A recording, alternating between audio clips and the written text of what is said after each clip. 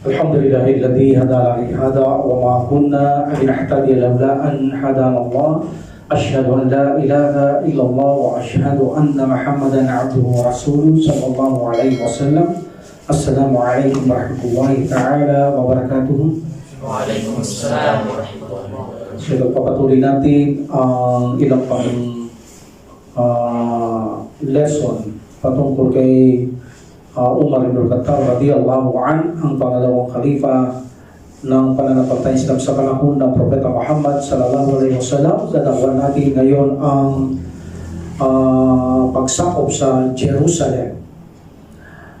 Mayroon isang pinuno na kung saan leader ito ng Palestine na tinatawag itong Artabon.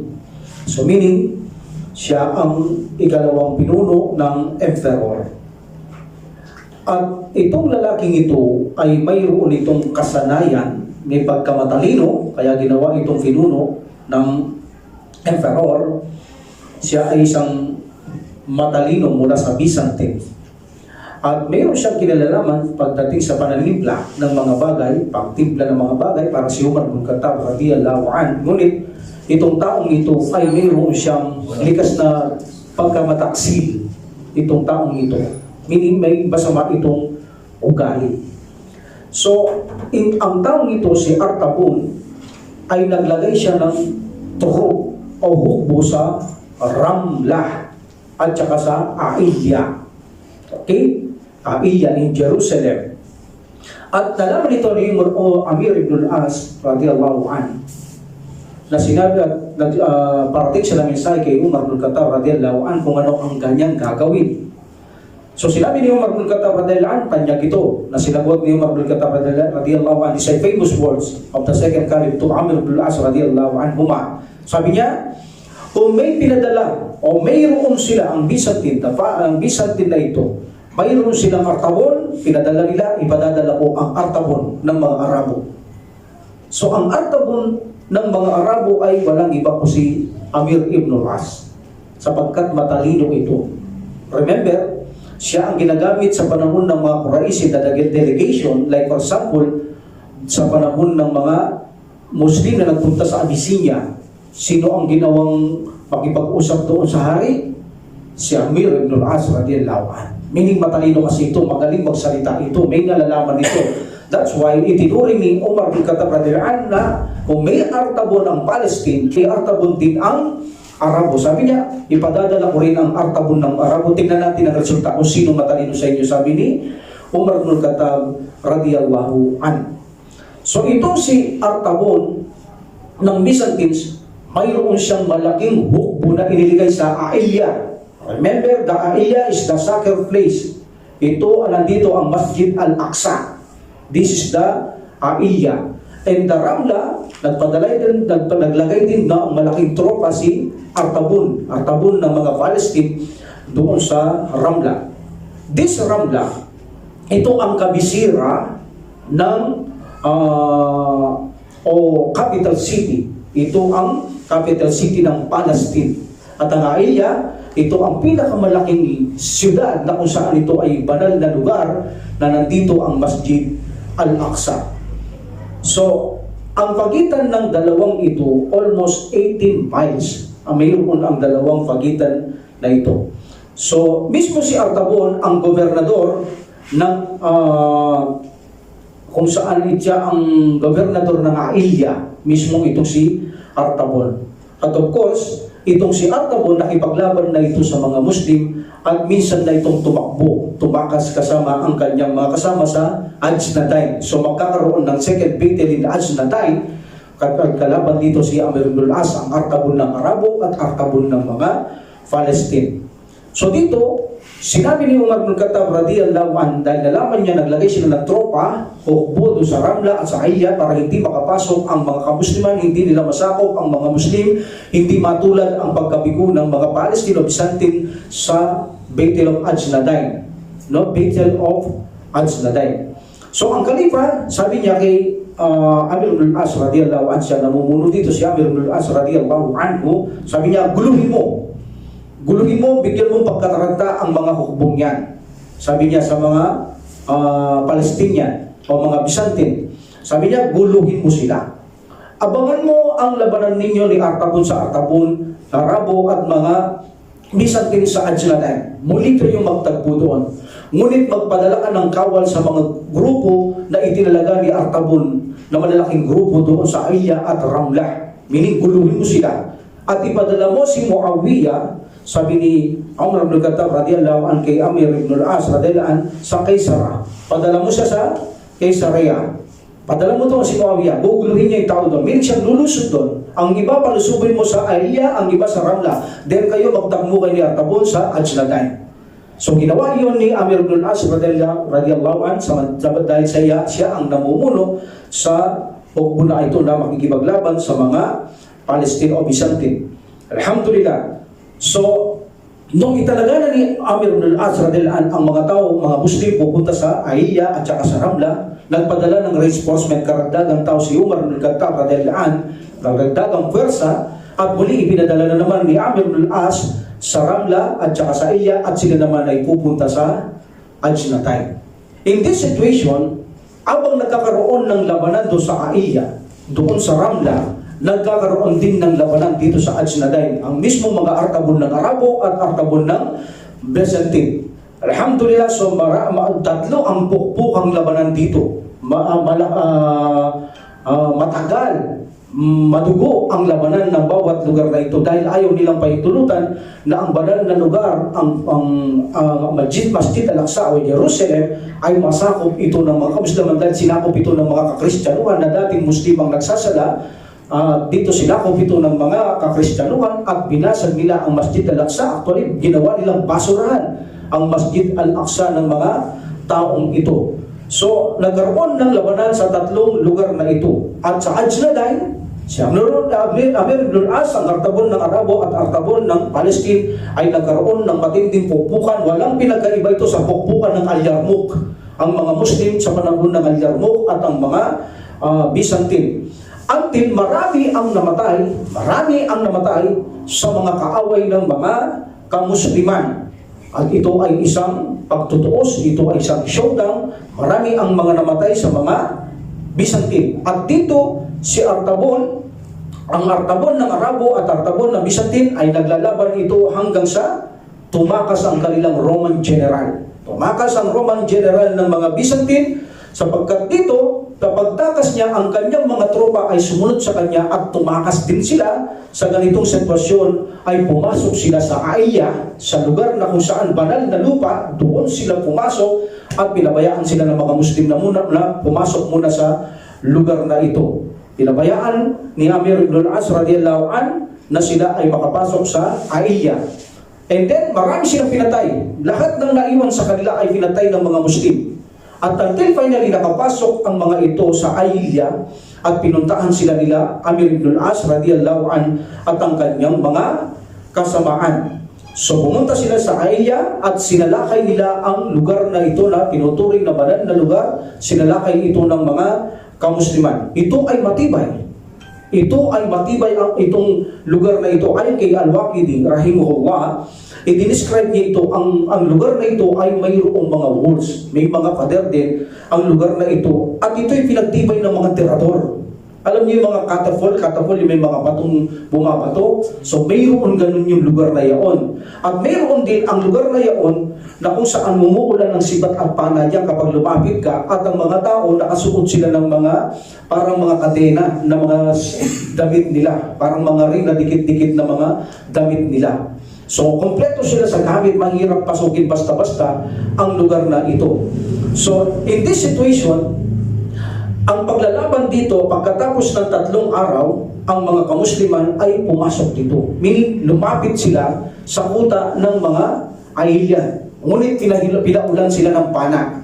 Pinaulan sila ng pana. So, ginawa ng mga Muslim, yung kanilang mga shield, abang lumalapit sila, abang umuhulan ng pana, nakasagka sa kanilang mga katawan. At ang iba, nag-iipon-ipon, nakapaikot, nakataas yung kanilang mga shield. Meaning, walang nasusugatan sa kanila. Parang nakabubong sila ng mga shield ng mga kamusliman. Ang laban dito ay almost tumagal ng 1 buwan ang labanan dito. On the 11th day, dumating sila Abu Ubaidah, ito general commander dito, at kasama si Khalid ibn Walid radiyallahu anhuma at ang iba pang mga Muslim at ang mga people of Tawhid, yung mga nagre-reciter, yung mga people of Tawhid, lahat ng mga Muslim. So kasama almost dito ni Abu Ubaidah at ang mga tao sa Aiya, nagkaroon ng kalituan, nagkaroon ng kaguluhan, meaning nalito sila dahil dumami ang mga Muslim. So nagkaroon ng pandanata, panghihina, pagkatakot, hindi na nila alam ang kanilang gagawin. Ito ang labanan na almost umabot ng isang buwan na walang hindi araw-araw naglalaban. Matindi ang laban dito araw-araw, according to the historian, matindi ang kanilang laban araw-araw dito. So dahil nakita dito ng mga Byzantine, nabigo sila na magkaroon ng pag-asa na tigilan sila ng mga Muslim. At saka ang mga Muslim So nakita nilang hindi titigil ang mga Muslim hanggat hindi sila malupig. That's why ang patriya ng the Patrias of Fronius, nag-decide siya na wakasan ang pagtangka ng mga kamusliman. So nagpadala siya ng sulat kay Amir ibn al-As radiyallahu an. As a commander ng labanang ito, ipinadala niya. Isa sa nagsabi dito ay ang artabon nila. Ang artabon nila. Okay? So sumulat ang artabon nila kay Amir ibn al-As radiyallahu an at pinarating sa kanya. Sabi niya, ikaw ay aking kaibigan. Sabi niya. At ikaw ay aking katapat. Kaibigan kita, katapat kita, at kabantay kita, at kasintalino kita, namumuno ka, namumuno din ako, sabi niya. Subalit huwag mo ng pangarapan makonquer mo ang Palestine o masakop mo ang Palestine tulad ng pagkatalo namin sa Ajnaday. Mabibigo ka, sabi niya. So umuwi ka na lang sa inyo, huwag ka nang magpalin lang sa iyong sarili, sabi ni Artabon dito kay Amir ibn al-As sa kanyang sulat, upang ikaw ay hindi mabigo katulad ng mga naunang Muslim na nabigo sa inyo. Walang makakakuha ng Palestine. Hindi nyo kayang kunin to. Ito'y sagradong bala, ito'y sagradong lugar, at hindi nyo makukuha ito sapagkat ito'y nasa pangangalaga ng Allah subhanahu wa ta'ala. Umuwi ka na. Baka ikaw ay mabigo katulad ng mga naunang Muslim na nauna pa sa inyo. Sabi niya, and then sumulat din si Amir ibn al-As radiyallahu an, ginantihan niya ito, sabi niya, ako ay pumunta rito, okay, Bismillahirrahmanirrahim, ako ay pumunta rito upang lupigin ang inyong kalupaan. Upang lipugin ang inyong kalupaan, sabi ni Amir ibn al-As radiyallahu an, at natawa si Artabon. Tumawa si Artabon. Bakit siya tumawa? Dahil sinabi ni Artabon doon sa mensahero ni Amir ibn al-As radiyallahu an, hindi siya ang makakalupig ng Palestine. Ang makakalupig ng Palestine, alam niyo ba kung sino? Si Umar. So, yun ang sinabi ni Artabon. Yun ang kanilang hula. Yun ang kanilang sapantaha. Walang taong makakalupig ng panahong yaon maliban sa pangalang Umar. That's why na-realize ni Amir ibn al-As nang sabihin ng kanyang mensahero na si Umar daw ang makakalupig ng lugar ng Palestine. So sumulat si Amir ibn al-As radiyallahu an kay Khalifa Umar ibn al-Khattab radiyallahu an. Sabi niya, ya Khalifa, matagal na akong nakikipaglaban dito, hirap na ako. Dahil sa sinabi na nila, ikaw daw sa palagay ko, ikaw daw ang tinutukoy nila na makakasakop ng Palestine. Sabi niya, anong palagay mo para ako ay malayo, matanggal na sa kahirapang pakikipaglaban dito? So nag-decide si Umar ibn al-Khattab radiyallahu an pagkatapos niya makipagpulong sa kanyang mga kasamaan na magpunta siya doon, meaning in Palestine, at iniwan niya si Ali ibn Abi Talib radiyallahu an na siya mamahala doon sa Madina. Okay? Bagamat mayroong different opinion dito, sabi nila si Abu Ubaidah ang siyang gumawa ng sulat kay Umar ibn al-Khattab radiyallahu an. Sabi naman nila si Amir ibn al-As radiyallahu an. But hindi naman ito malaking usapan kung si Abu Ubaidah ba ang sumulat o si Amir ibn al-As. No problem. Ang mahalaga dito, isa lang ang tinutumbok nila. Si Umar ibn al-Khattab radiyallahu an ang maaaring makasakop lang ng Palestina at walang ibang makakasakop nito maliban kay Umar ibn al-Khattab radiyallahu an. Kaya natutuwa siya, tumawa siya si Artabon nang mabasa niya sulat ni Amir. Sabi niya, ako'y pumunta rito upang sakupin ang inyong lupa. Tumawa siya. Bakit? Dahil alam niya hindi siya Amir ibn al-As ang makakalupig. Ang alam nila si Umar ibn al-Khattab radiyallahu an ang siyang makakalupig sa lugar ng Palestine. That's why itong si Umar ibn al-Khattab radiyallahu an ay naglakbay upang pumunta sa Palestine. Upang pumunta siya sa Palestine. And then, nang makarating siya almost sa Palestine, ang mga tao ay lumapit sa kanya. Pumunta sa kanya ang mga tao. So sinabi nila, kami ay makikipag-peace treaty sa inyo. Dahil paniniwala nila si Omar ibn Khattab na makakasako, kailangan nila makipagkasundo, mapapatay lang sila. Yun ang paniniwala na mauubos sila. Yun ang sabantahan nila, yun ang bula sa kanila. That's why, dumating pa lang si Umar, hindi pa sa lugar talaga eksakto pupuntahan, sinalubong na siya. At nangako ang mga tao nang magbibigay sila ng peace treaty o magbabayad sila ng jizya. Meaning, sakop na ng Muslim ang lugar na ito. So that's why, ito ay isinurrender nila nang dumating si Umar ibn Khattab radhiyallahu anhu. Ganun lang kasimple. Matagal na bakbakan, walang hindi matinding bakbakan, ngunit sa kanilang hula, paniniwala, kapag si Umar ibn Khattab radhiyallahu anhu, dumating siya doon, ubos sila. That's why, nang dumating si Umar ibn Khattab, hindi na sila lumaban dahil alam nila, mauubos sila. Yun ang paniniwala nila. That's why, nabalitaan na si Umar ibn Khattab radhiyallahu anhu, parating pa lamang, pinuntahan na nila, sinalubong na nila sa isang lugar, at nakipagsasundong mag-peace treaty at magbabayad ng tax ang mga taong Byzantine ito sa Palestine. Alhamdulillah. So dito, alam ninyo, ang pinuno o hari dito, sinong hari sa Palestine? Heraclius. Siya ang hari. Tumakas siya dito. Hindi siya nagpalupig, hindi siya nagpasakop, iniwanan niya ang mga tao. So meaning, may pride, hindi siya nagpasakop. Pero dahil sa mga tao, sumuko na, tumakas na siya sa Palestine. Ito si Heraclius. Yan ang pinuno ng Palestine noon. Itong si Heraclius kasama ng ibang mga tropa niya, umatras sila. Nang kasama na niya ang mga kanyang mga kasamaan, nang dapat sila pupunta ng Byzantium, doon sila pupunta. Ngunit ang kanyang mga kasama ay hindi na sila sumama. Nang makarating sila sa lugar ng Ruha, sabi nila, punta tayo, sabi ng hari nila, Heraclius, punta tayo Byzantium. Sabi nila, mas mainam pang mahiwan na kami dito kaysa sumama sa iyo. Mas delikado kami kung sasama kami sa iyo. Dahil hindi ka sumuko, mas delikado kami. Sabi ng mga tao, hindi na kami sasama sa iyo. Ang pagpapaalam ni Heraclius dito sa Jerusalem, ang sinabi niya, babalikan kita. Babalikan kita. Meaning ang Palestine, Jerusalem, babalikan kita, sabi niya. Pero dahil ayaw na sumama ang kanyang tropa, ang ginawa niya, bigo siya, umakyat siya sa bundok at tinignan Jerusalem, sabi niya, hindi na tayo magkikita. So, hindi na siya magkikita. Wala na siya kasama eh. So sabi niya, bigo ako, hindi na tayo magkikita, sabi ni Heraclius sa lugar na kanyang iniwanan. And then, pumunta siya ito sa lugar ng Constantinople. Doon siya pumunta. Mayroon isa siya kasama na binihag ng mga kamusliman. Sabi niya, sabihin mo nga sa akin, bakit ang mga Muslim, napakakunti lamang nila, bakit walang tumatalo sa kanila? Nagpapadala man ako ng tropa, na mga hubo, marami. Pero bigong-bigo tayo. Kahit na sila pumasok, konting bilang, nangangapi nilang marami. Ano ba nangyayari? Ikaw, nahuli ka nila, nabiyag ka nila. Ano ba ang kanilang mga ginagawa? So sabi nitong kanyang kausap, sabi niya, alam mo nung ako'y binihag ng mga taong ito, sabi niya, napakabait nila. Itinuturing nila ang mga taong binihag na masigit sa kanilang sarili. Can you imagine, bihag ako, kung kumain ako, mas masarap ang pagkain ko sa kanila. Samantala, nakikita ko sila, magaspang na pagkain lang meron sila. Ganun sila kabait sa mga bihag. Sabi niya, sa gabi, ang mga taong ito ay mga monghe. Meaning sila para sampa, sila mga debutante. Pag umaga, sabi niya, sila mga mananalakay. Sila sumasakay ng kabayo at mananalakay at walang tatalo sa kanila. Ito ang mga taong hindi pumapasok ng walang pahintulot at walang salam. At hindi sila nag-aangkin ng anumang bagay na hindi sa kanila. Anong sabi ni Heraclius? Kahit itong tinatayuan ko ngayon, kaya nilang kunin, sabi niya. Why?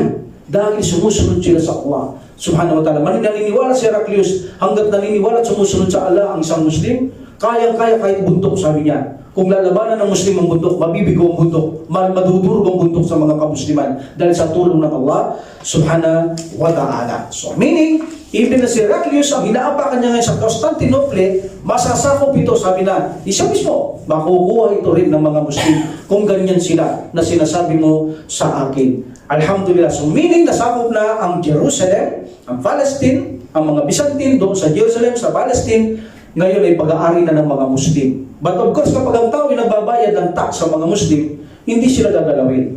Protektado sila kapag sinalakay sila, puprotektahan sila ng mga Muslim kahit patayan dahil nagbabayad sila ng tax. Ngunit, surrender sila sa batas ng Allah subhanahu wa ta'ala. Hindi sila pwede, hindi sumunod. Bagamat sila Kristiyano pa rin, ngunit hindi nila lalabagin ang relihiyong Islam sa dating sa batas. Bagamat sila ay nananatiling mga Kristiyano, kung gusto nila Kristiyano, hindi sila gagambalahin kung nagbabayad sila ng mga tax. And then dito, alam natin, ang Masjid Al-Aqsa, durog na ito. Dinurog ito ng mga kakristyanuhan.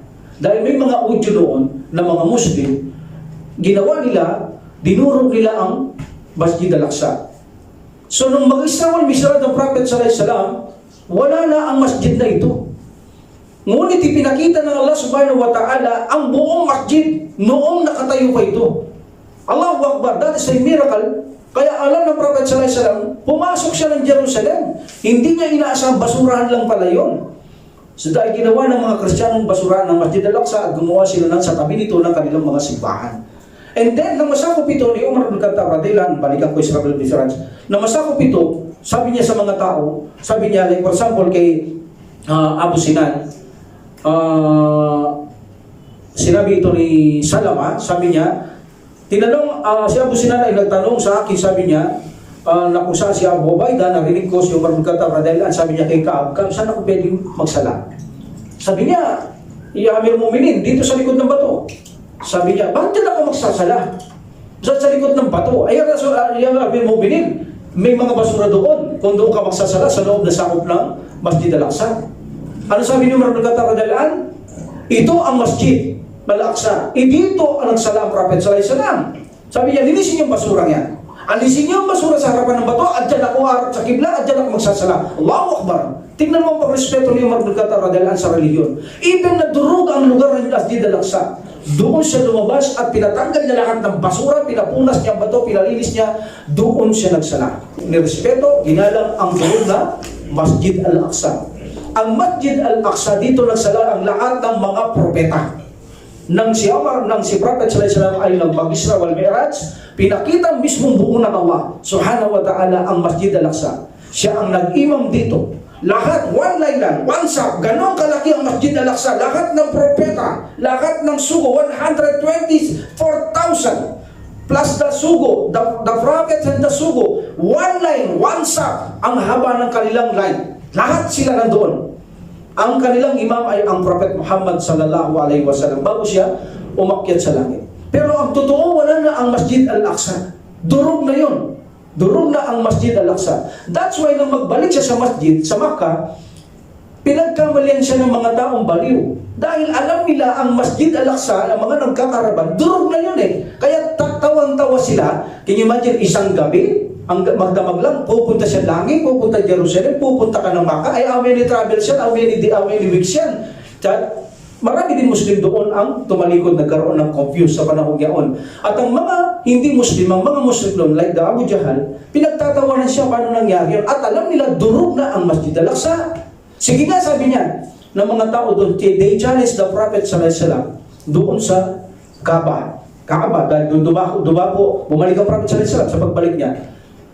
Ano ang itsura ng Masjid Al-Aqsa? Siyempre, alam yan ng mga Quraysh dahil nagkakaraman yan, nagtitinda sila sa Palestine, alam nila ang dating masjid na yan, so nakita nila yan, sige, i-describe mo sa amin ang masjid. Kung talagang pumunta ka. Of course, hindi alam na yun ng Prophet sallallahu alaihi wasallam, gabi na yun eh. So, ang ginawa ng Prophet ng Allah subhanahu wa ta'ala, ipinakita niya mismo malapit sa bahay ni Abu Talib ang Masjid Al-Aqsa. Pinalabas niya. Doon sa Makkah, pinalabas ng Allah subhanahu wa ta'ala ang Masjid Al-Aqsa at ikinuwento niya sa mga tao habang tinitingnan niya ang Masjid Al-Aqsa. Bigong-bigo ang mga musyrik. Sabi nila, paano niya nalaman yun? Sa tagal ng durog yun, basurahan na lang yun. Ba't na yung kwento niya? Paano niya nalaman yung ganun? So meaning, kitang-kitang buo ng Prophet sallallahu alaihi wasallam na kinukwento niya, pinakita ng subhanahu wa ta'ala ang Masjid Al-Aqsa. So ang mga taong ito ay bigong-bigo sa pinagtatawanan ng Prophet sallallahu alaihi wasallam. Nagtataka sila kung paano niya alam na alam ang buong paano pagsasarapan ang buong masjid na ito. At actually, mayroong pang karaban na darating, sabi niya, mayroong karaban na dalawang darating, sabi niya, dumarating na sila.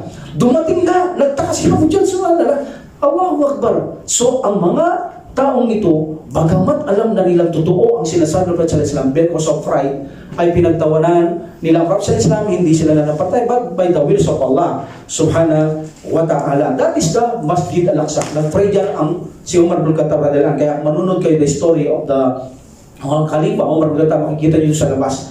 Doon siya magsasala, hindi doon sa kabilang bato, sa mga kakristyano ang mga Palestino. Alhamdulillah. So ngayon ay hawak na nila ang Jerusalem. So, ginagalang, inirespeto, ngunit sabi natin, mababait ang mga Muslim. Kaya bilib ang mga tao dito. Lahat ng nasasakupan nila. Hindi sila at mga taong kung saan dahil sila lang nakasakop, mag-aasta sila mga boss, mga pinuno, mga hari, hindi ganon. Hindi sila ganon. Mabait sila sa mga taong nasasakop nila. Sila ay pantay o almost bumababa pa sila pag nakikitang igit pa silang mataas sa kalagayan kaysa sa mga kamusliman. Ganon sila kabait. Mas masarap ang kinakain, mas masarap ang iniinom kaysa sa mga Muslim. Napakagalang, napakabait. Gaya sabi nga ni Amr ibn al-As radhiyallahu anhu, tayong mga Muslim minada tayo bilang mababait na tao na tagasunod ng Prophet sallallahu alaihi wasallam. Kaya huwag kayo magsamantala sa mga tao. Sabi niya, maging mabait tayo makitungo sa kanila sapagkat ito ang utos ng Allah at ng kanyang sugo sa kanyang mga tagasunod. In this situation, mayroon pang natitira sa iba't ibang gilid ng mga Palestine. Ang unang naisip dito ni Umar ibn Khattab radhiyallahu anhu na ang Egypt, tapos na Jerusalem, sasakupin naman ang Egypt. Itong Egypt na ito ay konektado ito ng dagat. Dagat mula sa Palestine, sa Masjid Al-Aqsa at Egypt. Dagat konektado ito. At itong Egypt na ito, hawak din ito ni Heraclius. Actually, sagana ito sa kalakalan, mga prutas, at dito nanggagaling ang mga pagkain almost ni Heraclius. Hawak niya rin ito. Mayroong sigmarin dito. Mayroong sigmarin dito si Heraclius sa dagat na ito. Meaning, mayroon na noon. Mayroon siya mga poste, mayroong mga hukbo na kung saan hawak nila ang Egypt at mga ibang lugar. So dahil dito, naisipan ni Umar bin Khattab radhiyallahu anhu, hindi pwedeng hindi salakayin ng Egypt. Why? Sapagkat hindi ligtas ang Palestine kung hindi nila ito sasalakayin, baka pwede nila itong balikan pag umalis sila. So, meaning, ang mga tao dito ay manumbalik sa pagsakop nila ng mga Palestine, susunod na naman sila. That's why naisip ni Umar bin Khattab radhiyallahu anhu, sakupin niya. Bago siya umalis, ipinagbili niya kay Amr ibn al-As radhiyallahu anhu na pasukin mo ang Libya. Sapagkat hindi tayo makadarama ng kaligtasan ng mga tao kung hindi niyo sasakupin niya sapagkat pwedeng balikan nila yan at manumbalik sila sa dati. Kaya sakupin niyo sila. At actually sabi ni Amr ibn al-As radhiyallahu anhu, ang mga Muslim, hindi na tayo kaya doon sa Egypt. Unang-una, sa Egypt, sino ang hari dito? Si Muqawqis. Muqawqis ang siya nagbigay regalo kay Prophet Muhammad sallallahu alaihi wasallam nung buhay pa ang Prophet sallallahu alaihi wasallam. At si Muqawqis, under ito ni Heraclius. Hindi pwedeng magdesisyon ng malaking desisyonan si Muqawqis kung hindi dadaan kay Heraclius. That's why sakop ito ni Heraclius ang lugar ng Egypt ito kahit na hari doon si Muqawqis.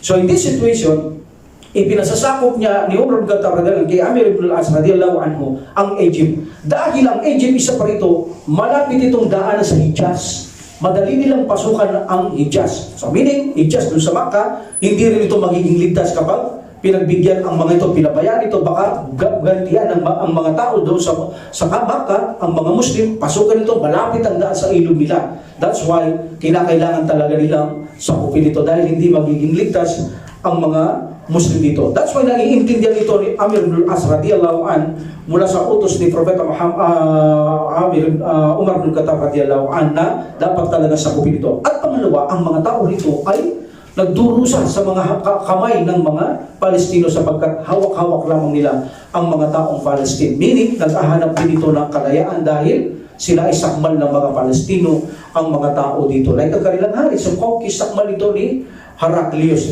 Alhamdulillah. So dito, nagdesisyon sila na pasukin ito. Salakayin ang lugar na Egypt.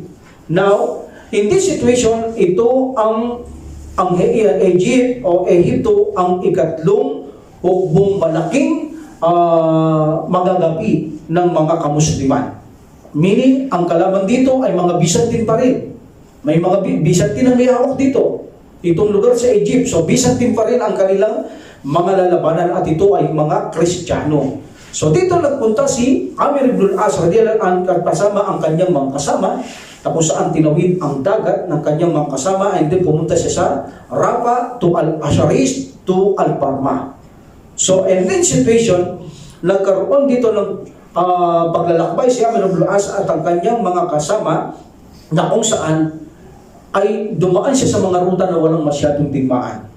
There's a possibility, sabi nilang, kabisado ni Amr ibn al-As ang daan na ito na walang tropa, walang hukbo doon ng mga Palestino. That's why hindi nagkaroon ng malaking digmaan, kundi maliliit lamang at sumusuko ang mga tao doon. At sumusuko sa kanila, of course, maliliit ang mga bilang na dinaan nilang mga kaaway nila. So in this situation, hindi masyado nagkaroon ng malaking labanan except in Parma. Except in Parma. Nung makapasok sila sa Parma, sa harapan nito, sa Egyptian na ito, sa harapan ng Egyptian, bago nakarating sa Parma, bago makarating sa Parma si Amir, lahat ng dinaanan nila, welcome sila, surrender sila, tinanggap sila. Then after that in Parma, nagkaroon dito ng basya ang mga Byzantine na hindi sila pwede makapasok dito. Kailangan ipagtanggol nila ang lugar na ito, kung saan ito ay tinatawag na Parma. Itong Parma na ito ay binakuran din ito. So hindi pwedeng basta-basta makapasok ang mga kamusliman sa lugar na ito. Alhamdulillah. So dito naisip ni Amr ibn al-As radhiyallahu anhu kung paano niya papasukin ang lugar na ito. Unang-una, ang sitwasyon dito, konti sila. Mas marami ang mga Byzantine. Pangalawa, kompleto sila sa gamit. Ang mga Byzantine, samantalang sila, kulang sila sa gamit. So, ano ang pamamaraan iniisip ni Amr ibn al-As radhiyallahu anhu kung paano niya makokonquest ang Parma na ito? So, either ba napasukin nila ang gate o pabayaan magutom na lamang muna ang mga tao at saka sila lalabas dahil hindi naman sila sagana sa pagkain sa loob. Hayaan nila maghintay sila matagal na panahon at lumabas yung tao at saka hatakiin o atakiin na nila ang gate. Gumawa sila paraan para akyatin o pasukan ito. So dito, naghintay sila ng mga pagkakataong magutom ang mga tao. So dahil dito ang mga tao, dahil sila nagugutom, nagpasya sila ng lumalabas para makipaglaban sa mga kamusliman. Lalabas, lalaban din, tapos papasok.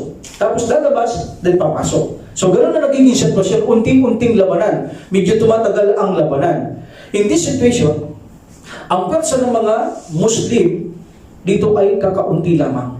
At ang kanilang mga sandata, kagamitan ay kapos kung ilalaban sa mga kalaban nila dito sa lugar na ito. At dito pinalakas na loob ni Amr ibn al-As radhiyallahu anhu ang mga Muslim. Sabi niya, dahil nakita niya yung ganyan, sabi niya, o kayong mga tao ng Islam, o kayong tao ng mananampalataya, o kayong tagapagbitbit o tagapagdala ng Quran, o kayong tagapagbasa ng Quran, sabi niya, huwag kayong matakot sa madaming bilang nila. Gaano karami at gaano karaming beses na ang maliit na bilang ay natalo ang malaking bilang. Asahin ninyo ang inyong mga espada at sibat. Sabi niya, asahin ninyo ang inyong mga espada at sibat at suportan niyo ng panagka ang inyong mga sarili at manahimik kayo, manatiling tahimik at huwag kayong mag-iingay hanggat wala akong inuutos maliban sa pag-alaala sa Allah subhanahu wa ta'ala. Maaari niyo sabihin, bawa na, Allahu Akbar, La ilaha illallah, yan. Pero maliban dyan, huwag kayong magsasabi hanggat wala akong ipinag-uutos, sabi ni Amr ibn al-As radiyallahu anhu.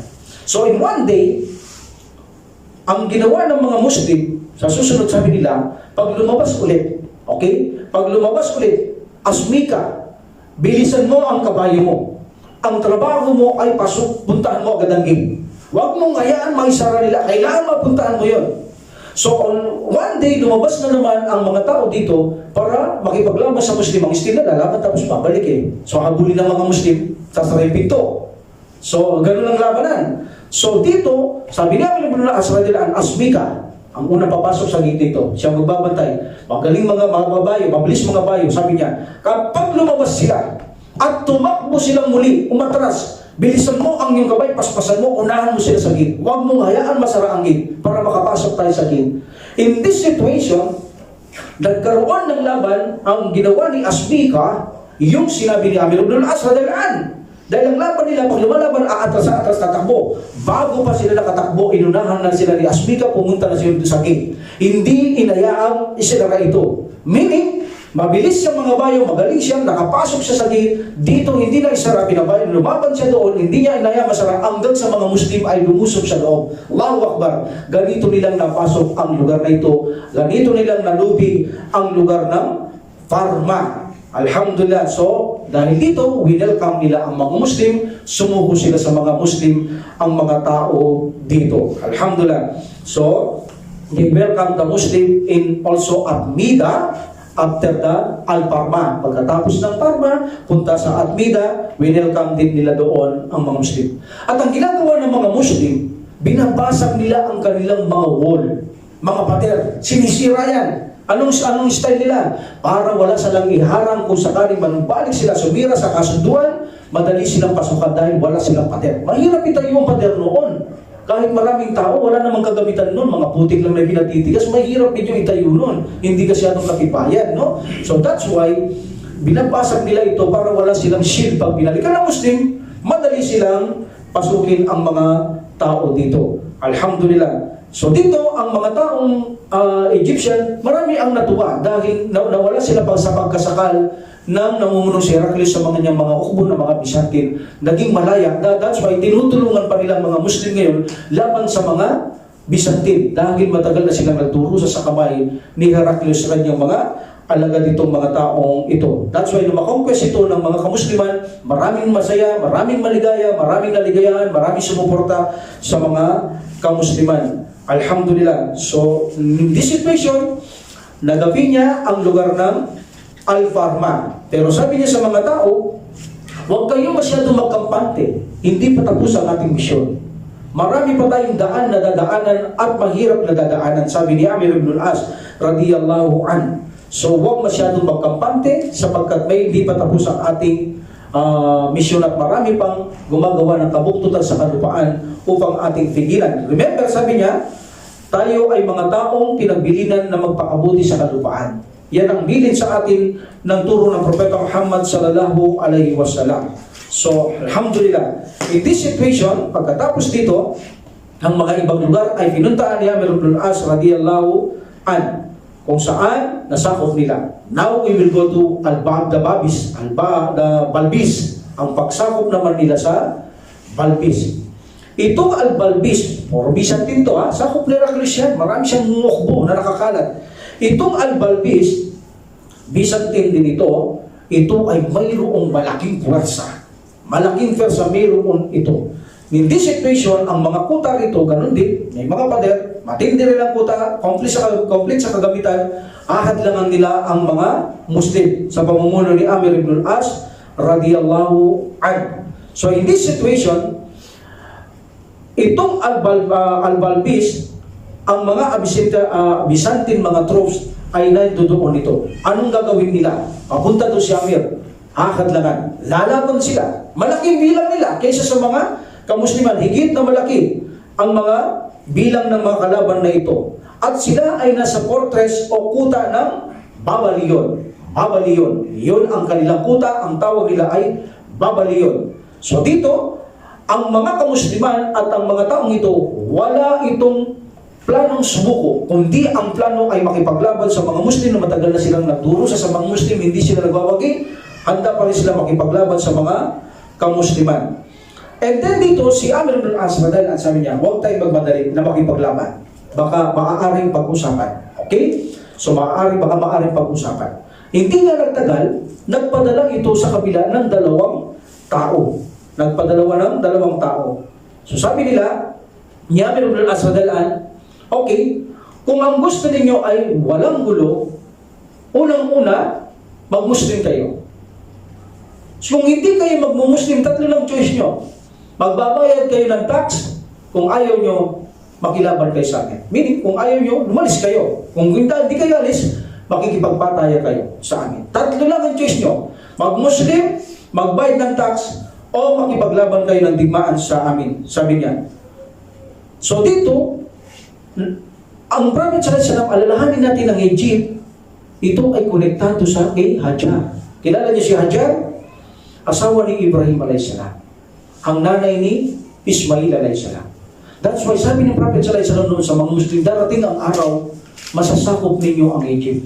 Ngunit maging mabait kayo sa kanya, sa mga tao dito. Dahil konektado ito kay Hajar, asawa ng amang mananampalataya, at alam ninyong doon ako galing kay Ismail sa lahi niya. Kaya maging mabait kayo pag nasakop nyo ang Egypt. That's why naging mabait sila. Totoo namang ginawa ni Amir ibn al-As dahil alam nila yan, naging mabait sila sa mga tao dito. Alhamdulillah. So in this situation, ipinabili nito ng Prophet sallallahu alaihi wasallam na maging mabait sila. Bawat nasasakop naman nila ay tunay na nagiging mabait sila. So sabi ng mga taong ito, mensahero, okay, bibigyan ko kayo, sabi ni Amir ibn al-As ng 3 araw. Yan ang utos ng Prophet sallallahu alaihi wasallam. Hindi namin pwedeng patagalin ang inyong pag-iisip kung anong gagawin nyo, magbayad zakat, kung kayo makipaglaban, mag-Muslim, hanggang 3 araw. So sabi ng mga tao, hindi ba pwedeng dagdagan? Okay, sabi niya, dagdagan ko ng araw. So dinagdagan ito ni Amir ibn al-As radhiyallahu anhu. Ngunit, ang mga taong ito ay pumunta kay Muqawqis. Ito na ang kanilang hari. Pumunta sila kay Muqawqis, that is the ruler of the Egypt. At ang iba na pumunta naman kay Artabon. Alam natin si Artabon ay kaaway. So instead na pumayag si Artabon magbayad ng tax, lumaban. Bigo na naman si Artabon. Bigo na naman sila at pinalayas na sila ng mga Musliman.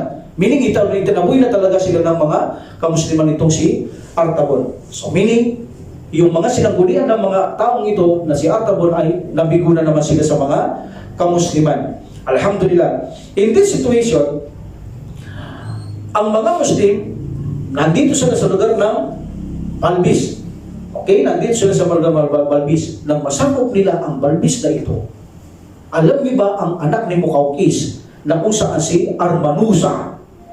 Armanusa, maganda ito. Okay?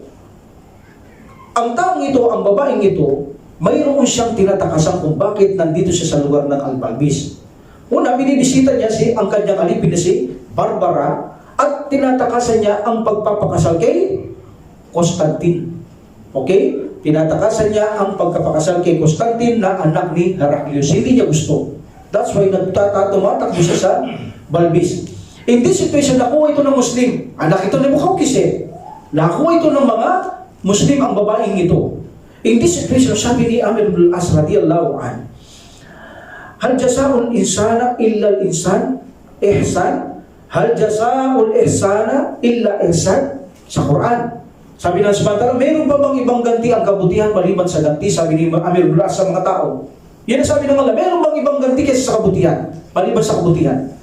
Bakit sabi ng mga tao, alam niyo ba itong si Muqawqis? Nung panahon na Prophet sallallahu alaihi wasallam, binigyan siya ng regalo Yan ang kabutihan. Meron ba tayong igaganting kabutihan dyan? Anong sabi mo? Anong ibig sabihin? Sabi ng mga tao kaya meron ibalik natin ang anak niya. Lahat ng nakuha, alipin, mga ginto, ibalik lahat dyan. Wala tayong kukunin.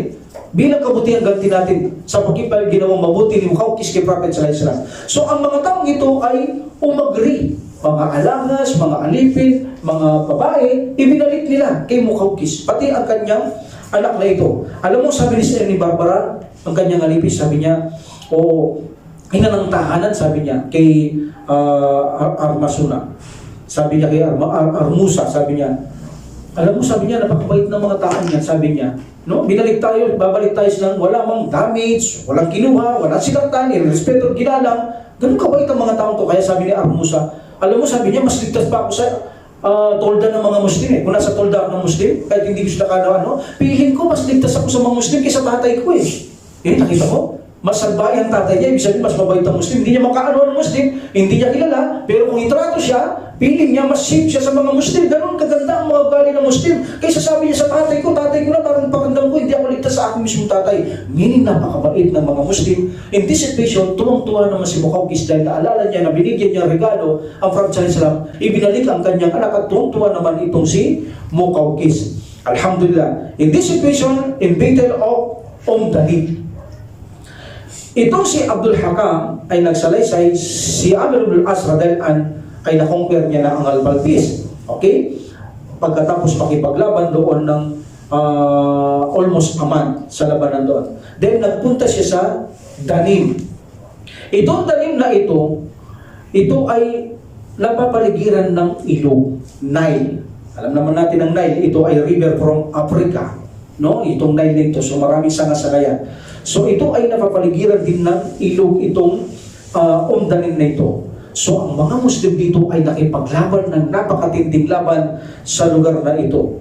At dito, nagpadala pa si Amir ibn al-As, sabi niya, sa Amir Mu'minin, magpadala ka ng dagdag pwersa.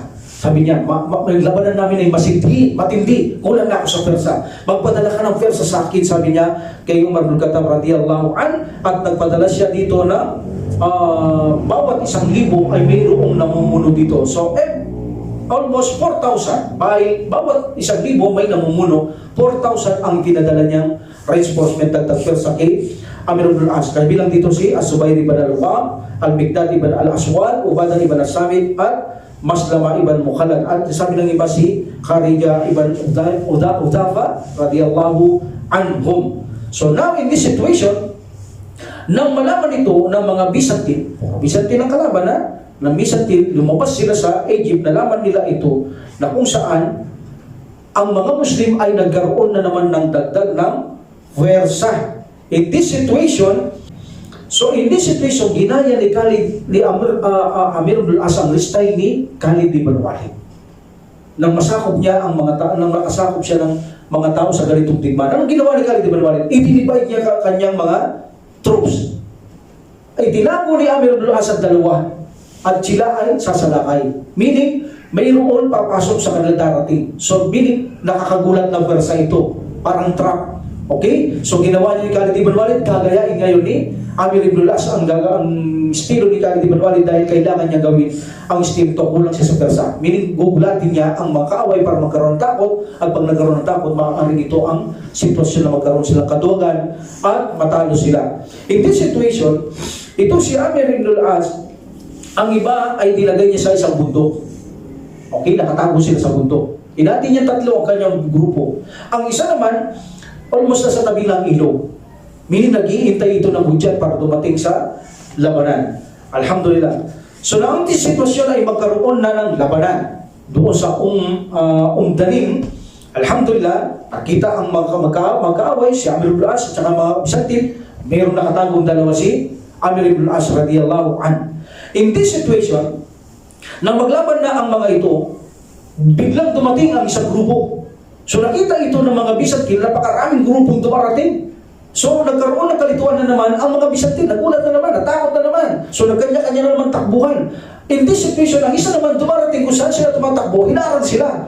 Meaning, ang pagkaalam nila sa kanilang sarili ng mga Byzantine, marami ito. Hindi tayo makakatakas dito. So meaning, wala tayong magagawa dito kung dito itakas natin ang ating sarili sa abot na makakaya dahil kahit saan may dumarating sila. Yun ang sitwasyon ginawa ni Amir ibn al-As at kung bakit ang mga taong ito ay marami ang namatay at marami sa kanila ang tumakas din at marami ang nagulat sa kanila dahil hindi nila iniisip na ganun karami ang darating na Persa. Hindi nila alam, konti lang sila. Nagulat lang sila dahil sa mga dumarating na mga Persa sa mga kamusliman. In this situation, nasakop ito ni Amir ibn al-As radiyallahu an ang Danim. In the Battle of Fortress of Babaliyun, parang Babaliyun, okay? Ang Babaliyun, na si Amir at ang Amir ibn al-As at ang kanyang mga kasamaan radiyallahu anhum ay sakupin nila ang Babaliyun. In this situation, in the time of Babaliyun, si Muqawqis, alam natin, si Muqawqis nandito, so nakipag-negotiate siya kay Amir ibn al-As para maiwasan ang labanan. At si Muqawqis, awak lang ito ni Heraclius. In this situation, magkakaroon dito ng usapan kay Muqawqis at sa mga kamusliman. Now, ang pinakamagandang mangyari dito ay ang pagkakaroon ng kasaysayan. Anong kasaysayan mayroon dito maganda? Si Ubadah ibn Samit radiyallahu an. Allahu Akbar. Siya ang ipinadala ni Amir ibn al-As radiyallahu an para makipag-usap kay Muqawqis. Muqawqis. Okay. In this situation, magandang istorya ito. Napakaganda. Parang amazing. Very talagang interest. So, nang sakupin na ni Amir ibn al-As, lumusog na sila sa Babaliyun. Okay? So, si Muqawqis ay nagpadala ng sulat kay Amir radiyallahu an na magkaroon sila pag-usap baka maiwasan ang pagdanak ng tugo. Okay? So, alhamdulillah. In this situation, sabi niya, napakatagal niyo na naka-stay sa aming lugar. Napakatagal na ninyo, sabi niya, sa aming lugar. Gustong-gusto niyo sakupin ang aming mga lugar, sabi niya, samantalang nakahanda naman kami, hindi niyo kami kaya. Yung pagkayabangan ni Mukaukis napakarami namin, napaka-konti niyo. Sabi niya, kung isipin mo masyado ang yung ginagawa, hindi kayo uubra, sabi niya, nasa kamay kayo, nakakulong kayo sa aming mga kamay, lugar namin to, bakit ba gusto niyo kami sakupin, napakarami namin, napakalakas namin, samantalang napaka-konti niyo, hawak namin kayo sa aming mga kamay ngayon, sabi niya, kung gusto namin gawin ang gusto namin gawin, wala kayong magagawa. Sabi niya sa sulat niya kay Amir ibn al-As radiyallahu an. Sabi niya, okay, magpadala ka ng tao sa amin. Nang sa ganun ay mag-usap kami. Makausap namin ang gusto ninyo o pag-usapan kung ano ang gusto ninyo. In this situation, si Amir ibn al-As radiyallahu an ay nagpadala siya ng kanyang mga kasamaan kay Mukaukis. At sino ang mamumuno sa kasama ni Mukaukis? Sa mamumuno sa mga Muslim, ito si Ubadah ibn As-Samit, isang maitim na tao.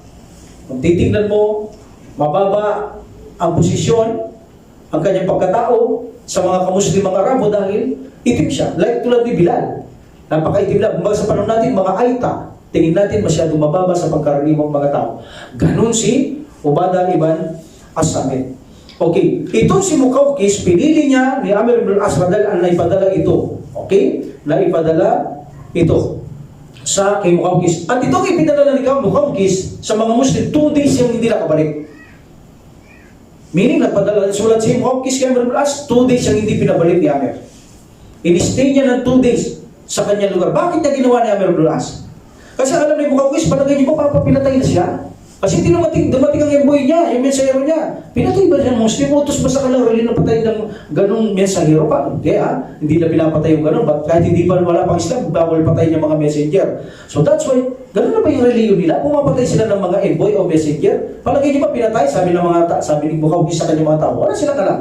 Ipinakita ni Amir ibn al-As kung anong ginagawa ng mga Muslim. Paano nagsasala, paano nag-uudo. Meaning, dinatawan niya sa pamamagitan ng aksyon ng taong ito. O kaya pagbalik niya, ikukwento niya sa kay Mukaukis kung anong ginagawa ng mga Muslim. So yun ang sikreto ni Amir ibn al-As, kaya hindi niya pinabalik, kinulong niya ng 2 araw. And then, pinabalik ito ni Amir ibn al-As sa kanyang amo kay Mukaukis. Alhamdulillah. Now in this situation,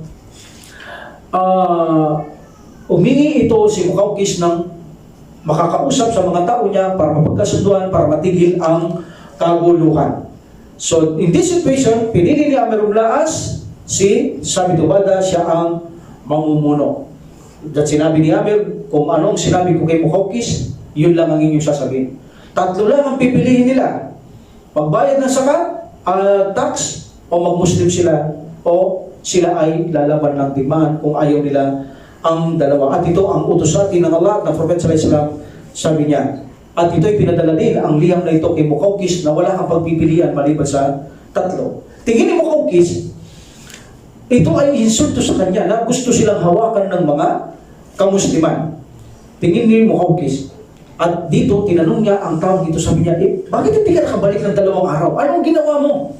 Sabi niya, well, nandun ako, sabi niya, wala naman, maganda pakikitungo na sa akin, maganda pagkain ko, maganda higaan ko, napakaganda, napakabait nila pakitungo sa akin, sabi niya. At alam mo ba, sabi niya kay Mukaukis, itong mga Muslim na ito, ang kanilang leader, yung leader nila, parang hindi man siya leader, parang siya yung boy, siya yung utusan. Ganun ang leader sila sa kanila, parang pantay-pantay sila, pero ang tingin ng leader, ang tingin sa leader, kung titignan ko sa kanya, parang utusan pa nila yung leader nila. Hindi katulad mo, hindi katulad mo. Hindi niya sinasabi, hindi katulad mo.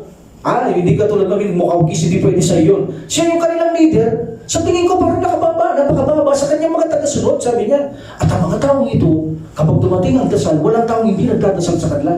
Nakikita ko sila nagugas at nagdadasal ang mga taong ito. Hindi sila kumakain ng bawal at hindi sila pumapasok ng babay tulad kung hindi nagsasalam at hindi kinakamkamang hindi sa kanila.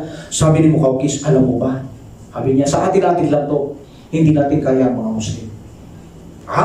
Una si Heraclius. Sinabi niya kay Heraclius sa tao niya, itong inaapakan ko, kung yan ang sinasabi mo, makukuha rin ng mga Muslim to. Kahit nga lumabas sa bundok yan, magtatatalo ng bundok, madudurog nila yan eh. Ito naman ngayon si Mukaukis. Kanina si Heraclius, Mukaukis, sabi niya, kung totoong sinasabi mo, sabi niya, hindi tayo ubra sa mga Muslim.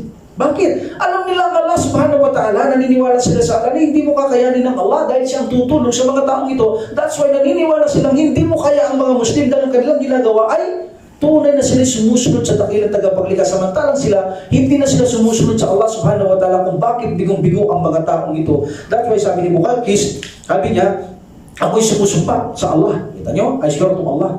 Kahit bundok ang labanan ng mga ito, matatalo nila ang bundok. Meaning, hindi natin kaya. Kahit sabihin natin marami tayo, hindi natin sila kaya, sabi ni Muqawqis sa kanyang mga tao. Siyempre, because sinamumuno, may pride ito. Hindi niya basta-basta sinusuko ang kanyang bandila.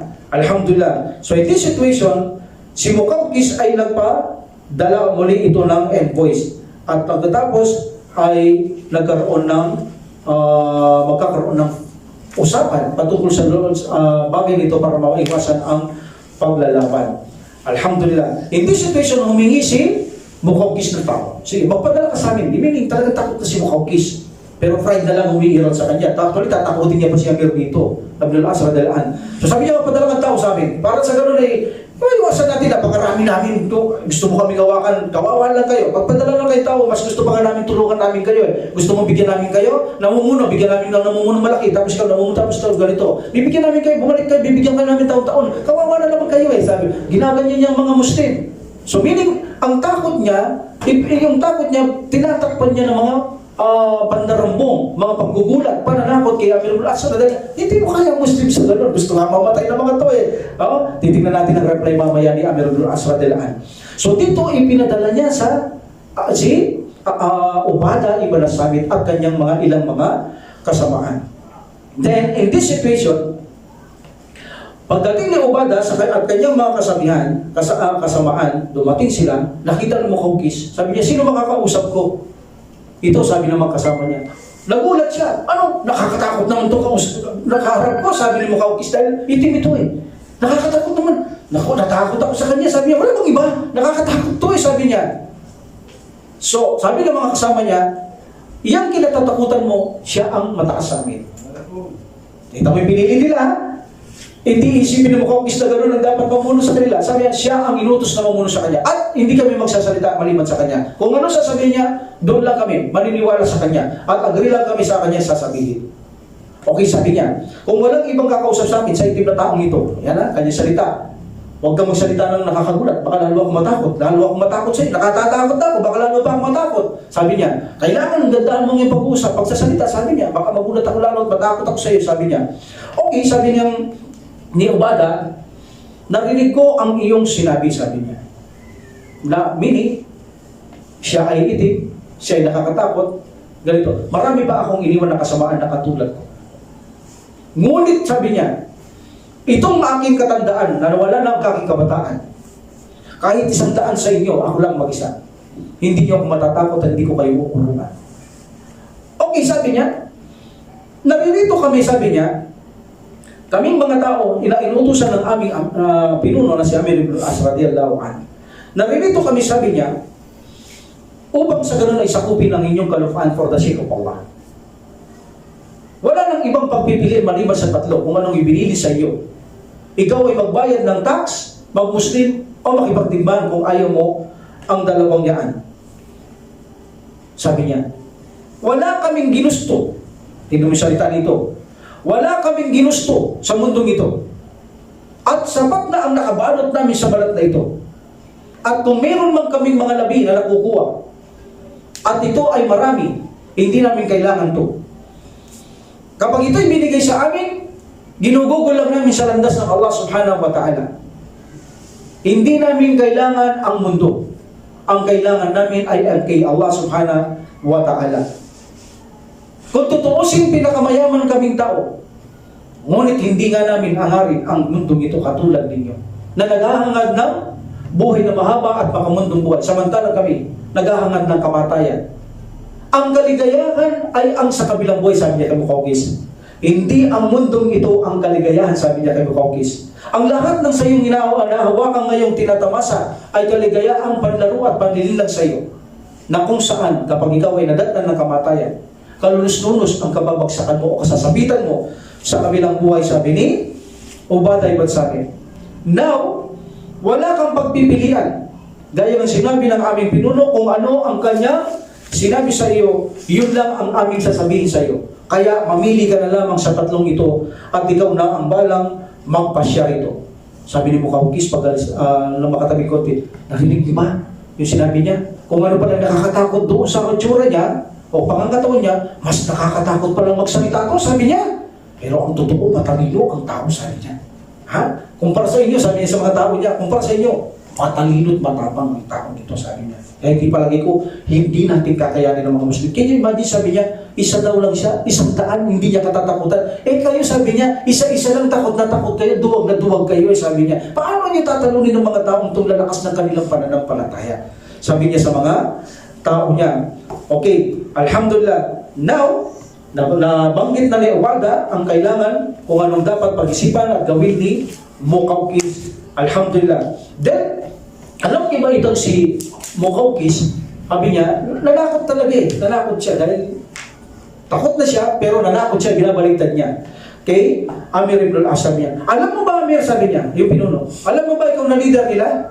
Napakakapal ng Byzantine dito para sakupin kayo. Hindi ba kayo natatakot na sakupin kayo ng mga Byzantine at pakipaglaban sa inyo? Napakaina lamang ninyo at napakakunting bilang ninyo kung ikukumpara nyo sa sarili nyo sa mga tao ko. Sabi niya, sa mga kasamain namin, sabi niya, subhanallah, sabi niya, ang gawin nyo na lamang, bumalik na lamang kayo, tutustusan na lang namin kayo sa inyong kabuhayan. Diyan, tineteknik niya. At tineteknik niya, mas maligaya pa kami, bigyan namin kayo ng mga dinar. Sabi niya, okay, bibigyan namin ng leader ninyong 100 dinar. At ikaw na, yung kalipa nyo, ikaw na namumuna, bibigyan ka namin, ikaw, dinar, 100, Amir. Ikaw yung kalipa nyo, 1,000 dinar. Okay, bibigyan namin, patuloy namin silang bibigyan, patuloy ka namin bibigyan, 100 dinar, 1,000 dinar, bibigyan ka namin. Ano sabi ni Ubadah? Sabi, hindi ba sinabi ko na sa iyo? Huwag mo nang lilangin ang sarili mo. Hindi namin kailangan ang kayamanan. Hindi mo ba kami narinig? Hindi mo ba narinig ang sinabi namin? Sabi niya, tinatakot mo ba kami? Huwag mo kaming takutin. Dahil kami ay nangahangad ng kamatayan. Hindi kami natatakot maiwan ng aming mga anak, ang aming mga asawa, ang lahat dyan ay pinagkakatiwala namin sa Allah. Kaya huwag mo kaming tatakutin dahil hindi mo kami pwedeng takutin dahil ang gusto namin ay mamatay. Sandas ng Allah subhanahu wa ta'ala. At huwag mo kaming bigyan ng karangyaan sa iyong pananalita sapagkat hindi namin kailangan niyan kung gano'n lang ang binili ng Prophet sallallahu alaihi wasallam, sapat na ibalot lang namin ang aming katawan sa mundo at kumain ng kakaunti, kahit bigyan mo kaming marami, walang silbi sa amin yan. Sapat na sa amin nakabalot kami ang aming aura, meaning at kumakain kami, yun lang ang aming gusto at wala na kami gusto. Kaya sa iyo na lang ang sinasabi mong kayamanan at kami ay aalis. Pagpasya ka na lamang sa tatlo na ipinagbilin sa amin ng aming pinuno, ikaw ay susuko, ikaw ay magbabayad ng tax, o magmumuslim, o ikaw ay makikipagdigmaan sa amin, sabi ni Ubadah ibn Samit.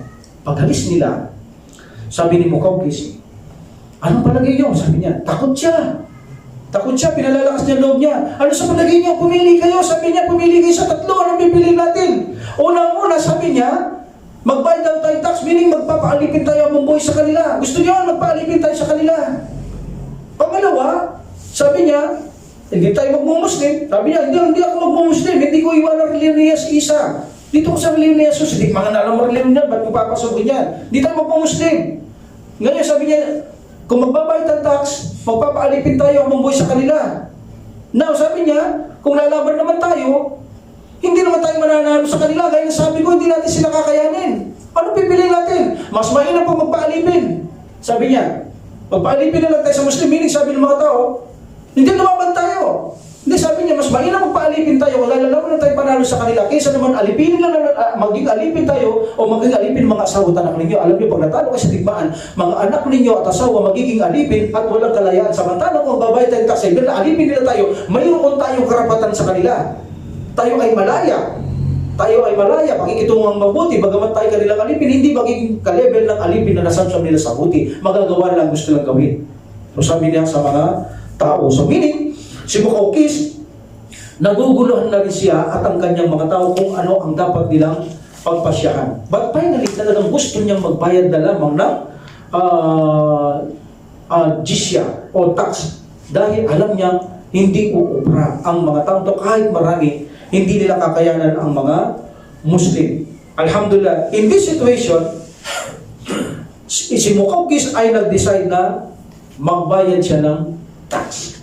But bago siya, gaya na sabi ko, hindi mag-uobra na gumawa ng sarili niyang pasya na hindi alam ni Heraclius. That's why pumunta siya kay Heraclius para sabihin na gusto niya magbayad tax. Galit na galit si Heraclius sa kanya. Galit na galit si Heraclius sa kanya at pinaalis niya itong si Muqawqis. In this situation, medyo tumagal ang usapan. So ayaw na nito ni Amir ibn al-As radhiyallahu anhu, ang usapan ay medyo tumagal na. In this situation, kahit na nag-desisyon siya na magbayad ng tax, ngunit nang magpagsabihan siya ni Heraclius, parang gusto niya magbago ang kanyang pasya, so nanahimik ang sitwasyon, meaning ang kasunduan parang walang nangyari.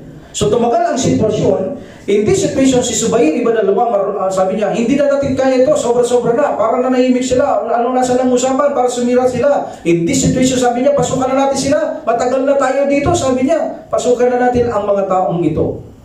So in this situation, si Subayr ibn al-Awwam, so gumawa siya ng hagdanan. Siya ang akyat. Sabi niya, pag narinig niyo akong magtakbir kayo, then bubuksan ko yung pinto, pumasok kayo. Meaning, ganun kay Khalid ibn Walid dito. So, aakyat siya para mabuksan ang pinto. Alhamdulillah, so ginawa ni Subayr ibn al-Awwam, radiyallahu anhu, na makadating sa taas, nagtakbir na sa labas, lumapit sila, at bumaba siya doon sa taas, papunta sa mga nagbabantay ng gate, nakipaglaban din si Subayr ibn al-Awwam, radiyallahu anhu, at nagapi niya ang mga tao doon, at nabuksan niya ang gate, nakapasok ang mga Muslim. Allahu Akbar. So in this situation, napasok ng mga kamusliman ang Babaliyon. Napasok nila ang Babaliyon. In this situation, walang mapagpipilian si Muqawqis. Either na umalis or magbayad ng tax manatili. Yung magbabayad ng tax, sabi niya Amir ibn al-As, dahil sabi ng Prophet sallallahu alaihi wasallam, pakikitungan na kayo namin kayo mabuti, lahat ng Ehipto, lahat ng tao sa Ehipto, pakikitungan mabuti because of Hajar, na ni Ismail alayhi salam. Lahat ng tao dito na magbabayad ng tax, hindi kayo aalis. Mananatili kayo sa inyong mga kagustong pagsamba, meaning inyong pagsamba inyo, at poproteksyonan namin kayo kung mayroong gegera sa inyo hanggat hindi kayo lumalabag sa pananampalataya Islam at sumisira sa kasunduan. Yaong lahat ayaw magbayad ng tax at ayaw makipaglaban sa amin. Umalis kayo sa lugar na ito. Magbangon lang kayo ng pagkain ninyo. Maliban doon, wala kayong pwedeng dalhin. Kutsilyo, espada, sibat, shield, wala. Only pagkain, sabi ni Amir ibn al-As, sa paglalakbay ninyo hanggang makarating kayo sa inyong pupuntahan. So, nasakop nila ang Babaliyon. In the last conquest, bago ang mga iba, ay ang Alexandria. The conquest of Alexandria, utos ito ni Umar ibn al-Khattab, radiyallahu anhu, pagkatapos makonquest ang Egypt, takbo sa Alexandria. Itong Alexandria, pagpunta doon ni Amir ibn al-As, radiyallahu anhu, pagpunta nila doon, sa kapahintulutan ito ng Khalifa na si Umar ibn al-Khattab, radiyallahu anhu. Alhamdulillah. Gaya na sabi ko, ang mga tao sa Egyptian tumulong na dito sa mga Muslim, nagpasalamat sila dahil sa kamay ni Heraclius, ngayon naging malaya. Ang mga taong ito tumulong sa mga Muslim, may nagawang tinda, ang mga palengke, may nagawa ng inayos ng mga daan ng mga kamusliman. Sino mga naging helpers ng mga kamusliman? Yung mga bridge na naputol, mga nasira, ginawa nila ito, pinaganda nila ang lugar nila para sa mga kamusliman, para sa paghanda sa paglalakbay ng mga kamusliman. Alhamdulillah. In this situation, sasakupin nila ang Alexandria, the conquest of Alexandria. Okay. Itong lugar na ito, actually si Amir, dumaan siya ito, may daanan siya na hindi siya, may ilog ito, maraming ilog. Hindi siya dumaan sa maraming masyadong ilog para hindi madilim ang kanyang pagpunta sa lugar na ito. In this situation, itong Alexandria na lugar na ito ay mga Byzantine din dito, mga Byzantine din dito. Okay. In this situation, ito ring Byzantine na lugar na ito ay nahahadlangan din. May barricade din ito ang lugar na ito. At ang Byzantine na ito, mayroon silang ship dito. Mayroong barko. Mayroon silang barko ang lugar na ito. Okay? Mayroong barko dito. Na ang mga Muslim, lumapit sila sa lugar ng tubig para puntaan ng mga kaaway, pinaulanan sila ng mga pana. Meaning, hindi ka basta ba ito makakapunta sa kanila, nakabarko sila. In this situation, mahirap pasurrenderin ng mga kamusliman ang mga ito. And then, nanatili mo sila Amir ibn al-As at may inutos siya na kung saan ay Sharik, sabi niya, habulin mo ang barkong yan. Nang habulin ito ni Sharik, nakita niya na marami pala sila. So, ang tao ni Sharik ay kakaunti. That's why si Sharik ay nagtago sila sa bundok na tinawag yung bundok na yung pinagtago niya ng bundok ng Sharik, Hill of Sharik. At tumingi siya ng reinforcement karagdagang pero sa yung Amir ibn al-As radiyallahu anhu, hindi niya kaya, nagulat siya, dami pala doon. So nagpadala ito si Amir ibn al-As radiyallahu anhu na malaman ito ng mga tao, tumakas ang mga nasa barko. So tumakas ang mga nasa barko. Alhamdulillah. And then after that, pumunta sila sa Sultais. Meaning, itong Sultais na ito, 6 miles at tatimog ng Damanhur. So, kinonquest din nila ang lugar na ito. Nagkaroon dito ng magiging bakbakan at nagkaroon ng pagtakas at maraming pagpatay sa mga kaaway ng mga kamusliman.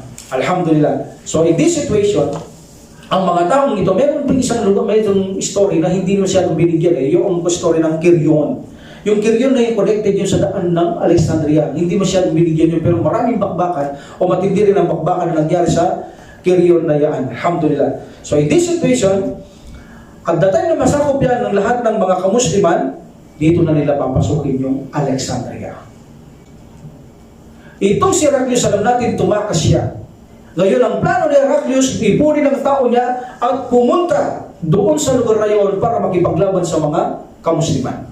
Galit na rin si Heraclius. Hindi niya matanggap na nangyari sa kanya na itaboy siya sa mahal niyang lugar. In this situation, nag-ipon siya, nag-prepare siya para papunta sa lumabas na sa Alexandria para salubungin ang mga Muslim para makipaglaban. Nang maghanda na si Heraclius na makikipaglaban sa mga Muslim, alhamdulillah, pinatay siya ng Allah subhanahu wa ta'ala. Meaning, namatay siya. Hindi niya nakatagpo ang mga Muslim, binawian na siya ng buhay ng Allah subhanahu wa ta'ala. At dito, bago siya namatay, inilagay niya ang kanyang 2 anak na mamumuno. Sino sila? Ang anak niya ni si Constantino, yung magiging asawa ng babaeng tumatakas, at si Heraclius II. Meaning sila ang mamumuno. Mayroon mas matindi mamuno dito si Constantine. But ito si Constantine, after 100 days, namatay din ito. At doon sa lugar na iyon, nagkakagulo na dahil namatay na ang mga hari, mga pinuno, nagkakagulo na. In this situation, inutos niya na mamuno ang isang lalaki. Okay?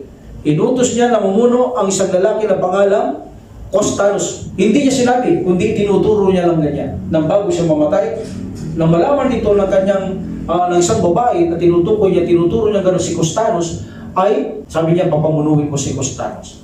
So ito si Costanus ang siyang mamumuno. Hanggang sa matay, mapatahimik niya ang lugar na iyon.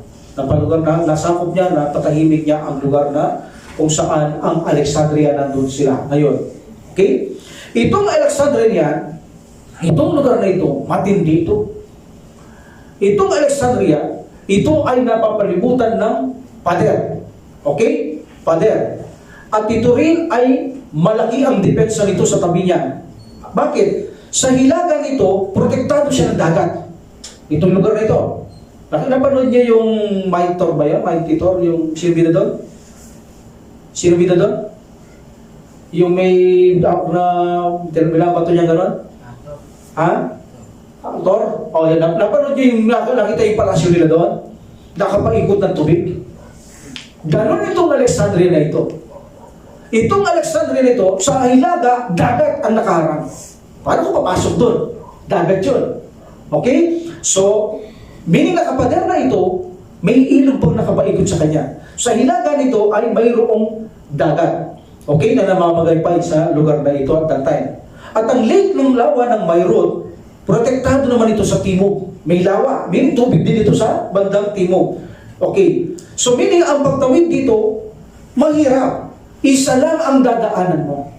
Wala kang ibang dadaanan. Parang bang yung nakita mo yung palasyo, nakapahikot siya ng tubig, tapos may tulay, ito lang ang daan. Wala kang ibang dadaanan. Dagat, lawa, saan ka dadaan dyan? No choice ka, meaning doon ka lang papasok.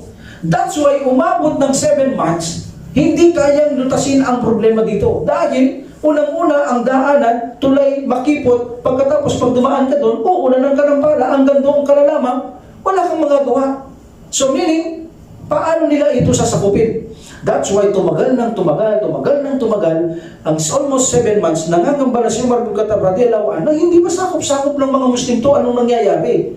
So in this situation, sumulat si Umar bin Khattab radhiyallahu anhu sa mga kamusliman. Sabi niya kay Amir, Amir, sumobrang tagal na ang pagsakop mo sa Alexandria na hindi mo nasasakop. Alam mo ba, ang hindi mo pagsakop dyan ay dahil sa may posibilidad na kayo ay sumusuway sa Allah subhanahu wa ta'ala. Gumagawa kayo ng kasalanan.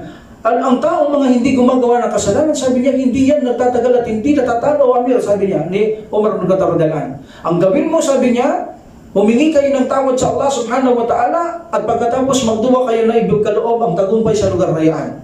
So ginawa ni Amir ibn al-As radhiyallahu anhu, inipon niya ang mga Muslim, sabi niya, magsimuto kayo, magsidawa kayo ng 2 raka, humingi kayo ng tawad sa Allah subhanahu wa ta'ala, magsipaglinis kayo ng kasalanan. Inutos siya ng Umar bin Khattab radhiyallahu anhu, at yan ang ating gawin sapagkat siya ang ating kalipa. For the sake of Allah, gawin natin humingi ng tawad, maglinis tayo sa kasalanan para mapagtagumpay natin, hilingin yung tagumpay sa Allah subhanahu wa ta'ala. Walang tagumpay maliban sa Allah subhanahu wa ta'ala, ngunit dinidinig ng Allah kung tayo ay tunay na malilinis sa kanyang harapan. Magsihingi kayo ng tawad, pagkatapos ay magduwa kayo sa Allah subhanahu wa ta'ala para dinigin ang ating mga duwa. Then ginawa yun ng mga kamusliman, at dito sinabi ni Amr ibn al-As radhiyallahu anhu, Maslama, sabi niya, kumusulta siya kay Maslama ibn Mukhallad, sabi niya, ito'y Al-Ansari, pagpayuhan mo ko.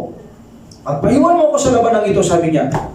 Sabi ni Maslama, sa palagi ko, dapat mong piliin ang isang taong maalam sa digmaan at mayroon siyang karantas at champion siya sa digmaan ganyan. Kahit na sa panahon ng Prophet sallallahu alaihi wasallam, champion siya. Palagi ko, sabi niya, dapat mo siyang itutok na mamunod niya para lumaban niya. Sabi niya, sino? Si Ubadah ibn Samit. Yung kanina ito, si Ubadah ibn Samit. Yung nakipag-usap kay Muqawqis. Siya ang i-appoint mo. So, in this situation, pinatawag siya ni Amir ibn al-As radhiyallahu anhu, paglapit niya nakakabayo, bababa siya, sabi, huwag kang bumaba. Akin na yung sibat mo. Then, kinuha niya ang kanyang turban, yung nakaturban niya sa ulo niya, then binalot niya sa niya sibat at ibinalik niya. Minigaw mamumuno. Yung kanyang liniban niya sa turban. Dahil hindi niya naman nabot yung tao, binalot niya doon sa sibat, pinilik niya. Parang sinuot niya sa kanya yung turban. Ikaw mamumuno sa labanang ito. Alhamdulillah, ng pamunuan ito ni Ubadah ibn Samit, radhiyallahu anhu, Allahu Akbar. Ganun lang kadali na nasakop niya ang Alexandria. Dumaan sila sa tulay. Pinasukan nila ang tulay. Talaga naman ang pagpasok, willing na mamatay. Meaning, hindi ka maaaring pumasok na hindi ka willing mamatay. Dahil saan sa gusto mo ang mauuna ay mamamatay. So maraming Muslim ang nag-uunahan, ako muna. So meaning, in this situation, dahil sa pagtanggap nila ng kamatayan, unahan, yan ang tuwa nila, tinulungan sila sa Bantala. Can you imagine, sa pag-uunahan nilang mamatay, ay nakapasok sila sa Alexandria nang hindi nila namamalayan dahil sa gusto nilang lahat mamatay. Meaning, walang takot mamatay, ang daan ay isang tulay, gusto nilang lahat mamatay. Can you imagine, hindi na makakayan lahat ng pana na mabilis sa papatay lahat yun. So, alhamdulillah, napasok nila ang lugar ng Alexandria dahil sa kagustuhan nilang mamatay. Sinong naglagay sa kanilang puso na gawin nila yung gustong mamatay? Ang Allah subhanahu wa ta'ala. Yun ang sinasabi ni Umar bin Khattab. Baka makasalanan na kagawa silang pagsuway kung bakit ang tulong ng Subhanahu ay nawawala. That's why, nung sila'y magtawba, magsala, naglinis, at nagduwa ang tagumpay bigay ng Subhanahu at binigyan sila ng isang mamumuno na si Ubadah ibn Samit na napakagaling ng diskarte, napakatapang, napalakas niya ang loob ng tao sa kanyang pag-uusap, pagsasalita. Yun, nag-angat ng bawat tao na mamatay. Sabi niya, ang isa sinabi niya, alam niyo ba, sabi niya, ang higit na mainam sa atin ay ang mamatay kaysa sa mabuhay? Sinong gustong mabuhay ay ito ang pagkakataon yung mabuhay. Meaning, malis kayo, huwag kayong makipaglaban.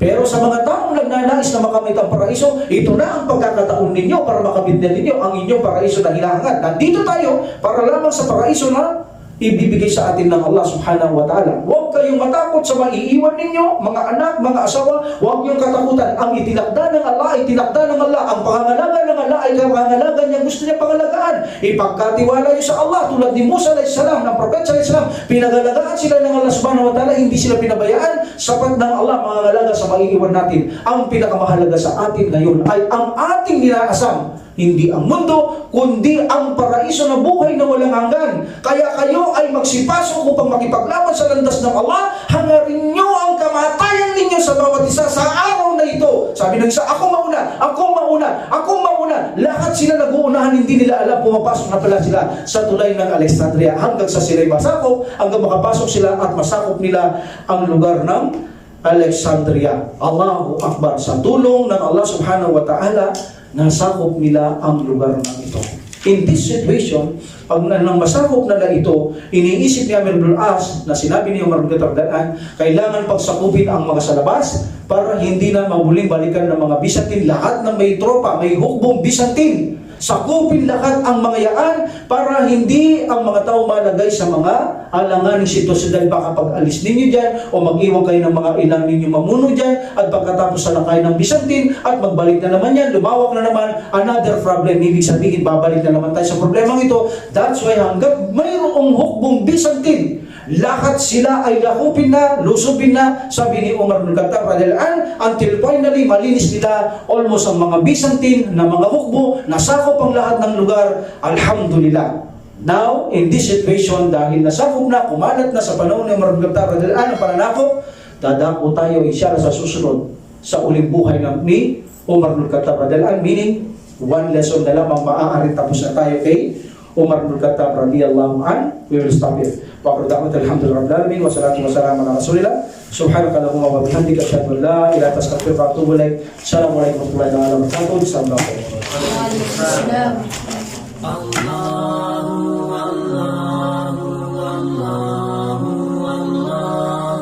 Allah